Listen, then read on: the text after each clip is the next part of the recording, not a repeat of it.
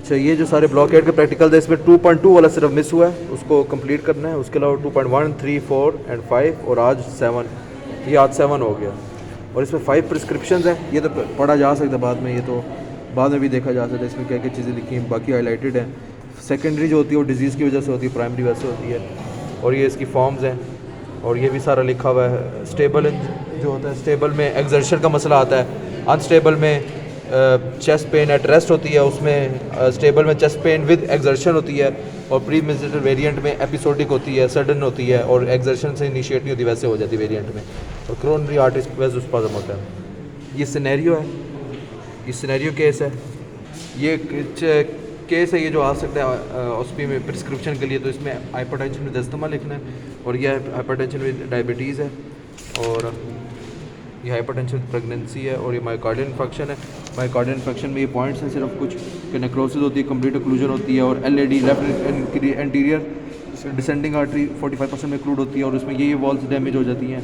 और राइट वाली अगर हो राइट सर्कमफ्लेक्स तो पोस्ट वाली वॉल्स डैमेज होंगी, और पेपिलरी मसल डैमेज होंगे आरसीए में, राइट सर्कमफ्लेक्स में। और एलसीए लेफ्ट सर्कमफ्लेक्स आर्टरी में वो लेफ्ट एंटीरियर डिसेंडिंग थी, एलसीए लेफ्ट सर्कमफ्लेक्स में लैटरल वॉल, और इनिशियल फेज हो तो सब एंडोथेलियल। और लैब में दो, ये इंपॉर्टेंट चीज़ थी, लैब में हमने ट्रोपोनिन लेवल्स देखने हैं और CKMB लेवल देखने हैं। ट्रोपोनिन वो प्रोटीन है जो मसल कार्डियक मसल में मौजूद होती है, जितना ट्रोपोनिन लेवल हाई होगा हमें पता लग जाएगा तो उसके कार्डियक मसल्स टूट चुके हैं, तो ये लेवल देखना ज़रूरी है।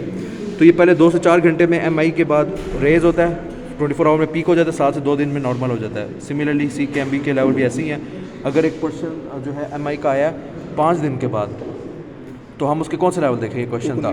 तो ट्रोपोनिन देखेंगे क्योंकि उस तक वो नॉर्मल नहीं हुआ होगा, और CKMB नहीं देखेंगे।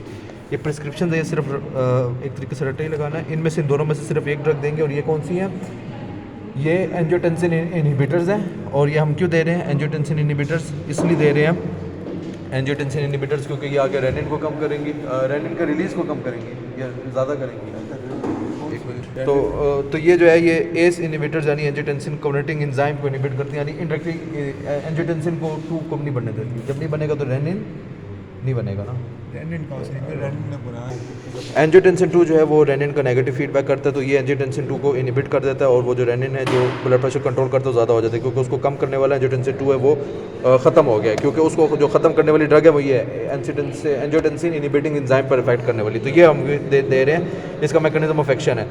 तो इस तरह ये ड्रग्स याद रहती है। हाइपरटेंशन में भी एंजियोटेंसिन वाली ड्रग्स दी हैं जो उसको इनहिबिट करती हैं, हाइपरटेंशन में डायबिटीज़ में भी दी है, एंजाइना पेक्टोरिस में नाइट्रोग्लिसरीन दी है, कि वो SL यानी SL को क्या सबलिंगुअल और स्टैट यानी इफ नीडेड। और हाइपरटेंशन विद प्रेगनेंसी में मिथाइल डोपा दी क्योंकि इसका सेंट्रल CNS इफेक्ट है। स्टैट यानी लोडिंग डोज हो गया, और मिथाइल डोपा इसलिए दे रहे हैं प्रेगनेंसी में क्योंकि CNS एक्टिंग है, सेंट्रल एक्टिंग है, इसका इफेक्ट सेफ होता है, प्रेगनेंसी है, ये इंपॉर्टेंट है। इसमें बहुत ज़्यादा ड्रग्स हैं, ये आ सकता है। मायोकार्डियल इन्फेक्शन में सारी ड्रग्स इसलिए दे रहे हैं, पहली वो जो है वो स्टैटिन्स है, वो जो बैड कोलेस्ट्रॉल है उसको डिस्ट्रॉय करती है, LDL। मायोकार्डियल इन्फेक्शन में एस्पाइरिन जो एंटीप्लेटलेट इफेक्ट है, वेलसर्टन जो है वही एंजियोटेंसिन 2 को नहीं बनने देती, और उससे फिर रेनिन ज़्यादा रहता है। और बाइप्रोप्रोल जो है बीटा ब्लॉकर है, और आखिरी काइनेज स्ट्रेप्टोकाइनेज इनहिबिटर है, ये थ्रोम्बोलाइटिक है, ये थ्रोम्बोस को ख़त्म करता है, और एस्पाइरिन जो थ्रोम्बस उसको बनने नहीं देता है, ऐसे ही है ना। तो ये सारी 1, 2, 3, 4 एंड 5 प्रिस्क्रिप्शंस आज पूरी हो गई।